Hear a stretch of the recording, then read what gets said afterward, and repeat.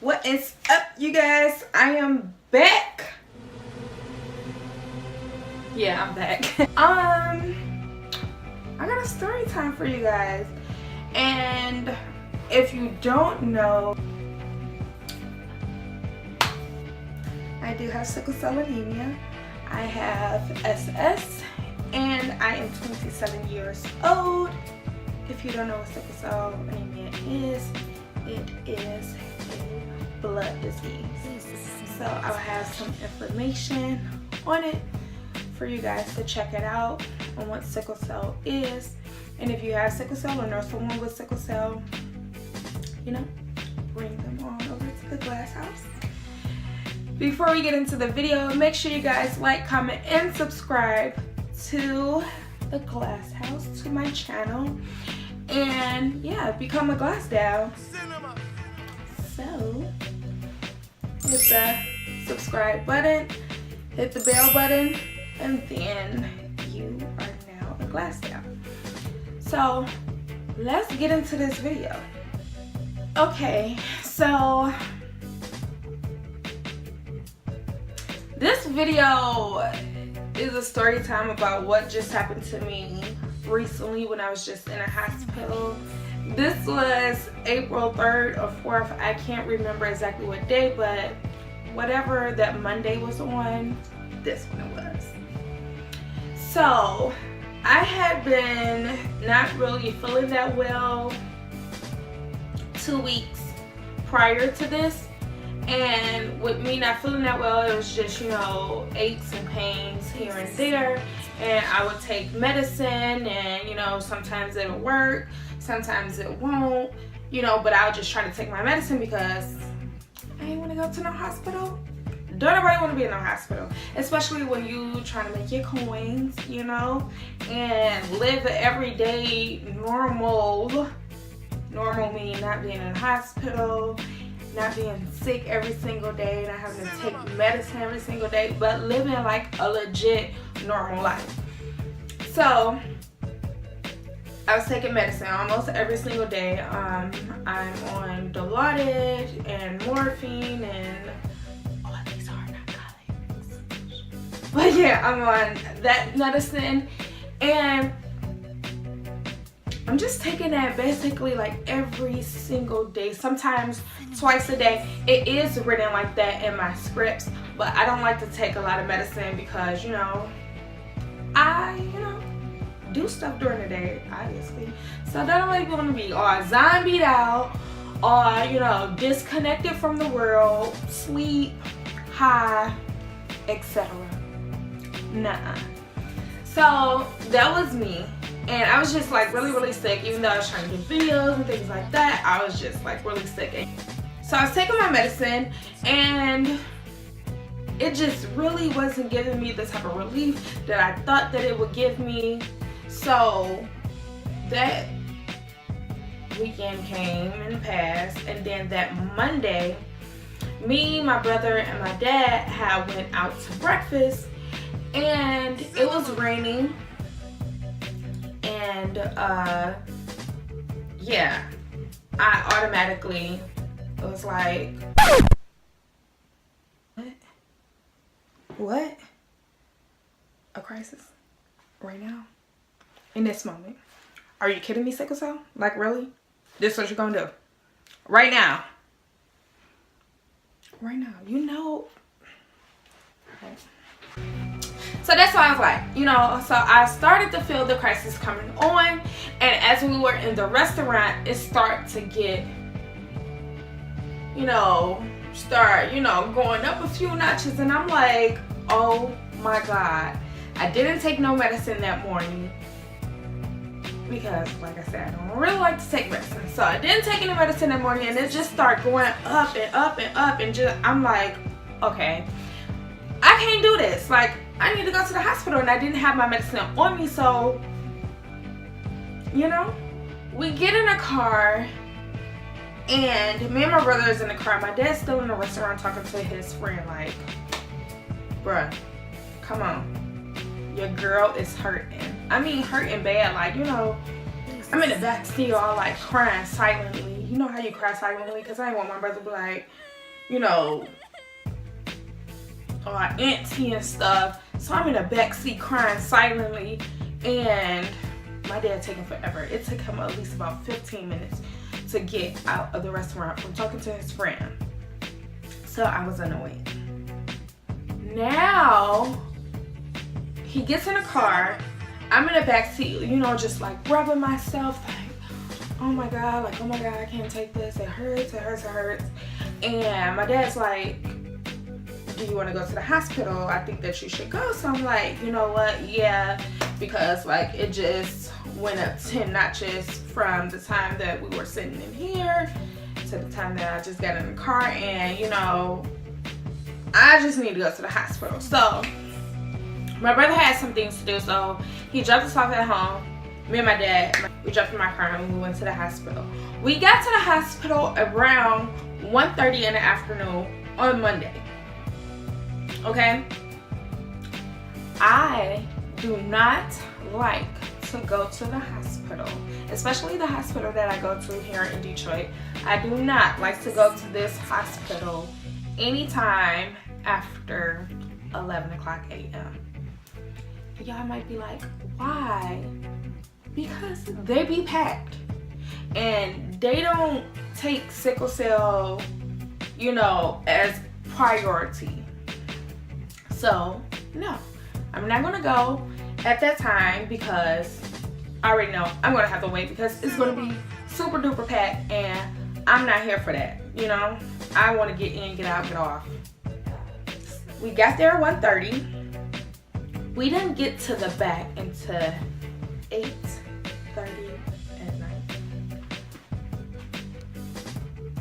So y'all know I'm irritated. Why? Because I'm hungry. 2, I'm in pain. And 3, I'm still waiting. Like, oh my God. And then I still gotta wait when I go in the back. Anyways, we get in the back. Everything's cool.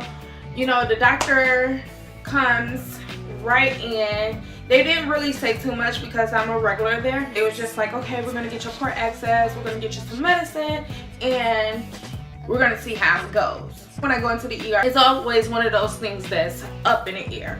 But I knew that this crisis was gonna land me into the hospital because it had lasted for 2 weeks prior. We're in the back.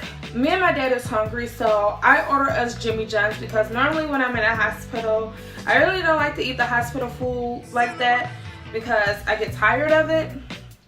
So while we're in the ER, I ordered me and my dad Jimmy John's, and my dad went to go pick the Jimmy John's up for us, you know, at the door, because obviously Jimmy John's delivered to the hospital, so he went to go pick it up for us, and we ate Jimmy John's for dinner. We ate, and then they came and they accessed my port.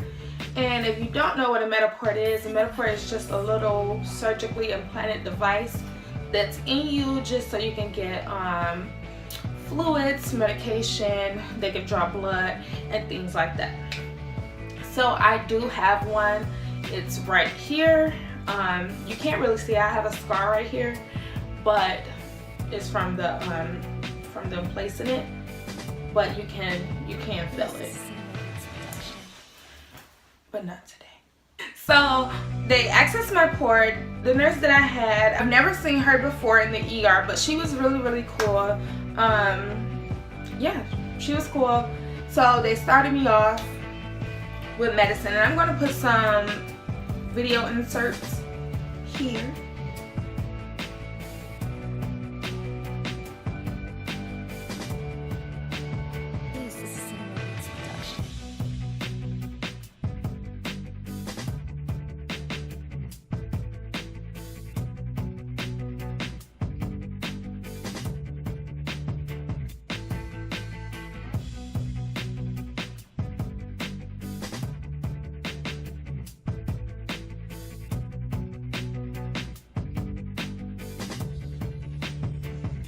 Okay, I was in the ER. This is from the time that I got there to the time that I got in the back of the ER, I was in the ER for 24 hours. 24 hours. That's a long time to be in the ER. It was crazy. 24 hours in the ER. So I told you I got there at 1:30 in the afternoon, Monday, and Tuesday at 2:30. 25 hours. That's when I was admitted and taken to my room upstairs on the floor that I'm normally on, which is, you know, the sickle cell floor. Normally when I'm sick, I can still be my natural self, you know, or nice and bubbly and, you know, still be myself. Monday I was cool, Tuesday I was cool, Wednesday I was cool, but Wednesday afternoon,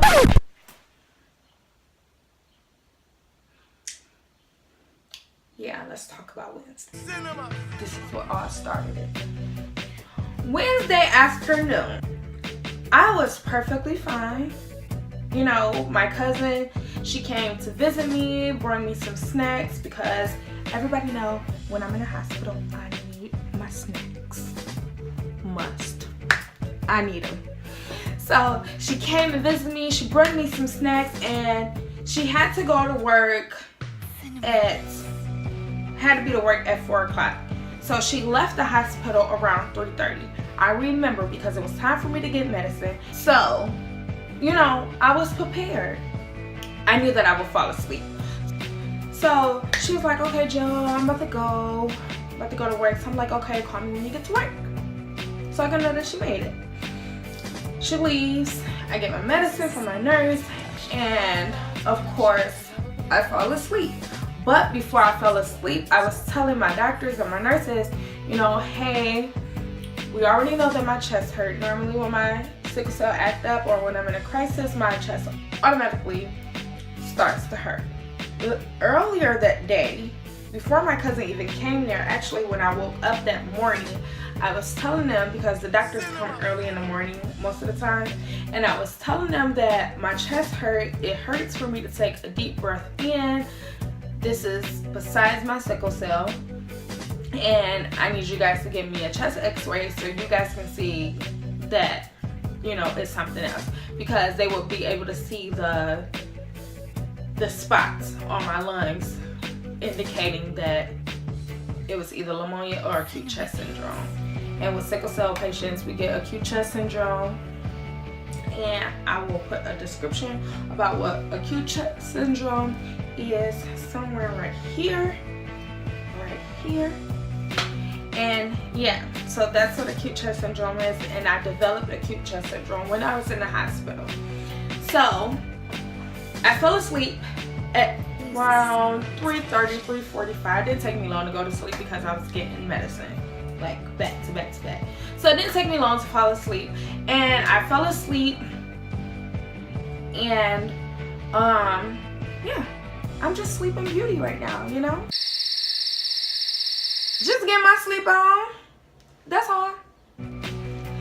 So I was sleeping, and next thing I know, I feel somebody shaking me. So, Jaleesa, Miss Glass. I wake up, I'm like, what? You know, because I feel somebody just shaking me.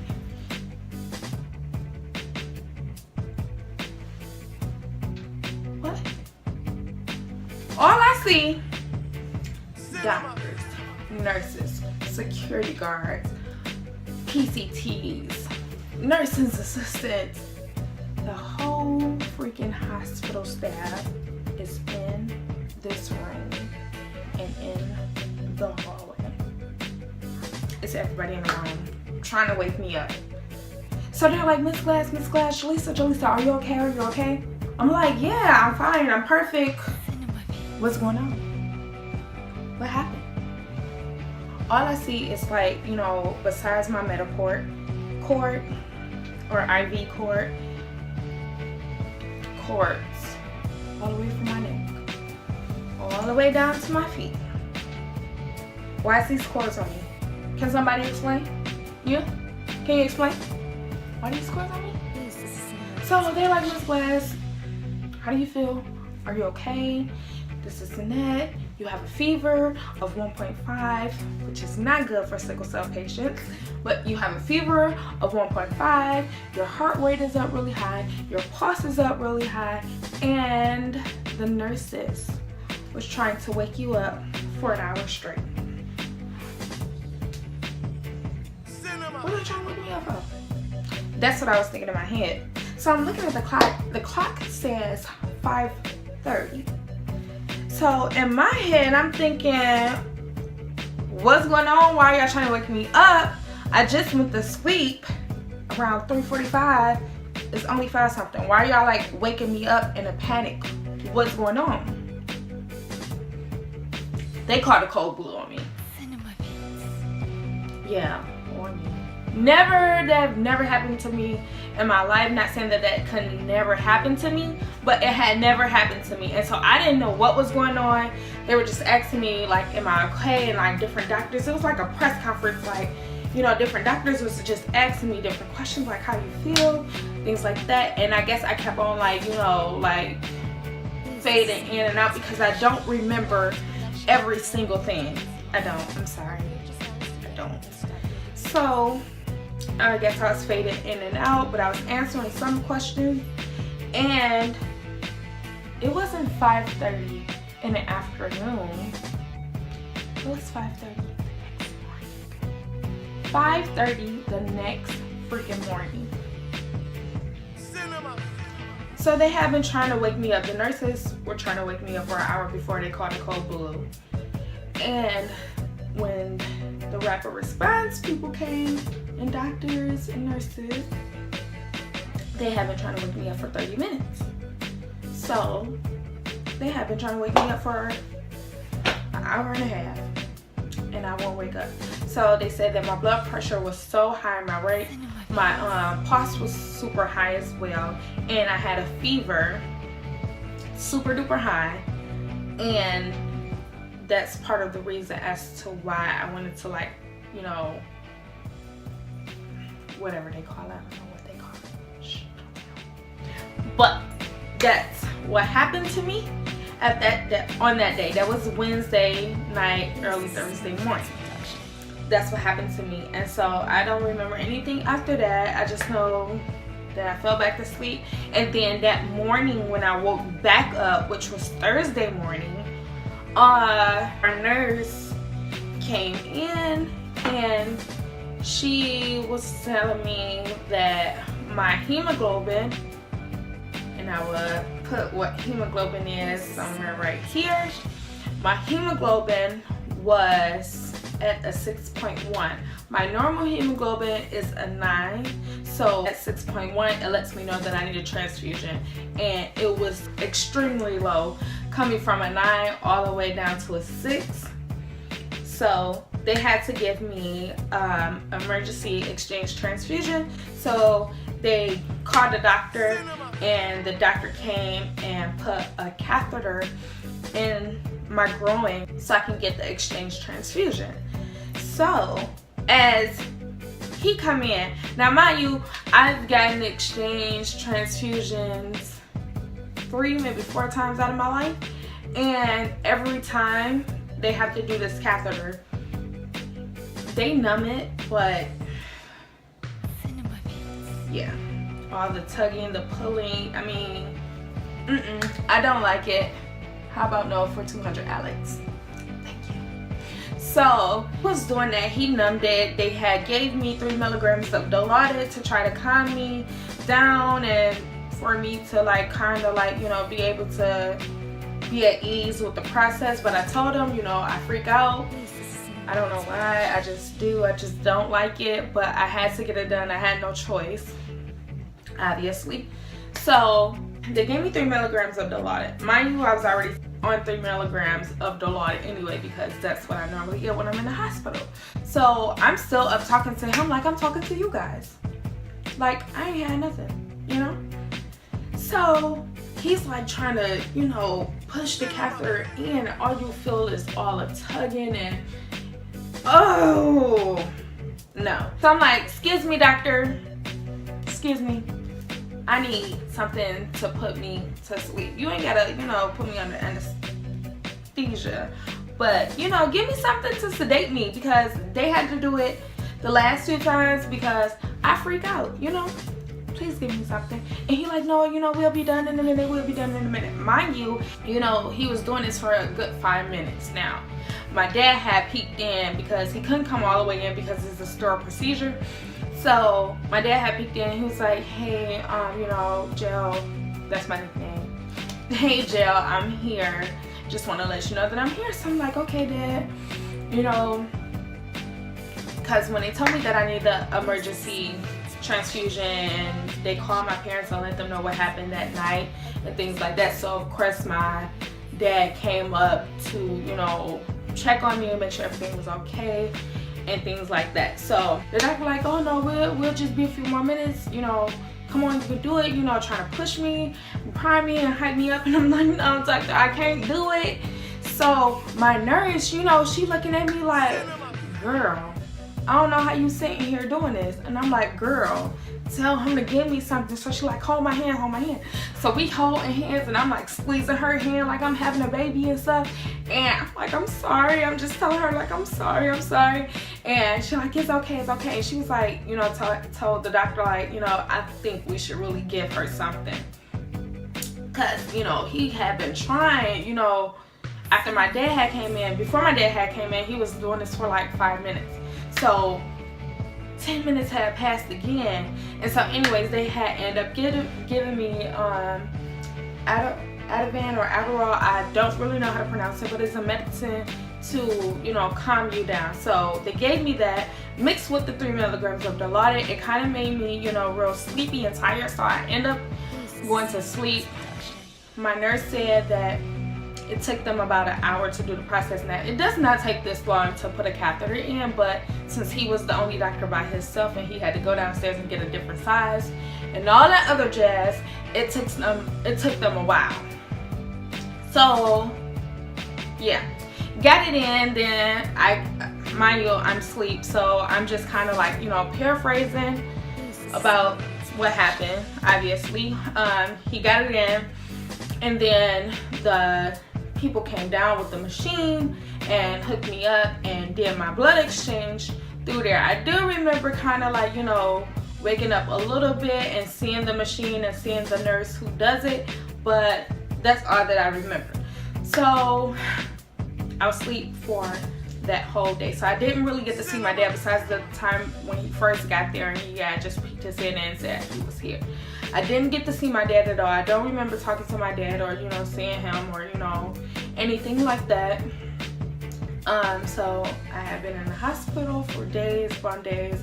I ended up getting a little bit better on that Sunday. My family had came and visit me, and, you know, everything was all good. Like, I started to feel better, because normally when you get transfusion, you start to feel a little bit better because, you know, you have new blood cells, you know, in your body. So it makes me feel really, really good, or, you know, other sicklers feel really good once you get these transfusions or these exchange transfusions. So I like to get exchange transfusions, so I get my exchange. And I started to feel really, really well, even though it, you know, I was still out of breath. I was still, you know, kind of throwing up and everything because of everything that was going on with me, I guess. I stayed in the hospital for 2 weeks. So yeah, that's what happened. And yeah, the day before I left, because I left on a Thursday, my nurse, you know, we were just chopping it up, and, you know, of course all my nurses know me because I've been going to the hospital since I'm 18, so all my nurses know me and they, you know, take care of me, and they were just like, you know, Jill, you look so good, you know, compared to last week and a few days ago, you look really, really good. I'm so happy to see you, because that was really scary. And it was, of course, it was scary for me as well, because I really didn't know what was going on and I really didn't remember anything. So of course, you know, waking up to that, you're kind of, you know, like scared. And yeah, it was crazy, you guys. And I was just kind of at the point where I was just really ready to go home because, you know, I didn't remember anything, you know, and I didn't know what was going on with me, and it was just really, really crazy. And, you know, I wasn't able to vlog how I really wanted to because, like I said, normally when I'm sick and in the hospital, I'm still able to be myself to a certain degree. And I thought that I was going to be able to, you know, vlog the whole experience, but I did not know that it was going to take a left turn and I wasn't able to really vlog like that, and that I was basically going to have a cold blue card for me. So that's why I really couldn't give you guys like everything, and I'm just only going off of memory and what I was told from my nurses when, you know, of course, I was back to my normal self. But my nurse had told me that,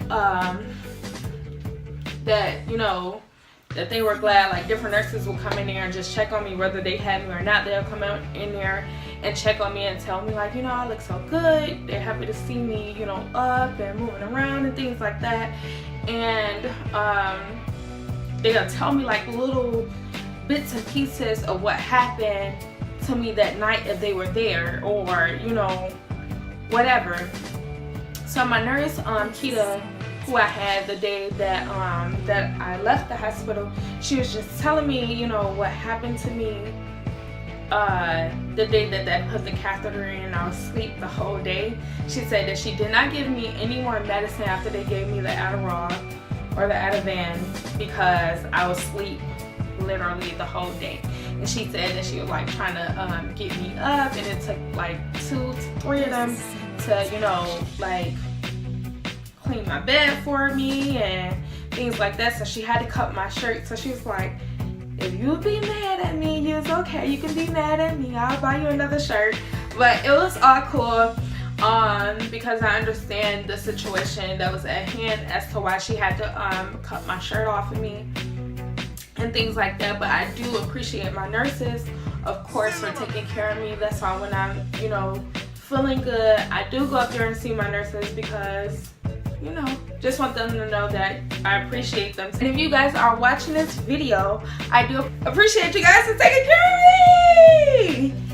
And yeah, but that was the story time of the time that they caught a cold blue on your girl. So make sure you guys like, comment, and subscribe. If you have sickle cell or you know someone with sickle cell, send them on over and drop your names down below, or let me know a time that something crazy happened to you in the hospital, or, you know, whether you have sickle cell or not. Just let me know what was going on. I appreciate you guys for coming back, seeing my channel. Make sure you subscribe to this channel, hit that bell button just so you won't miss any more story times, any more makeup videos, or any more vlogs from in the hospital or out of the hospital. Nice talking to you guys. See you next time. Bye.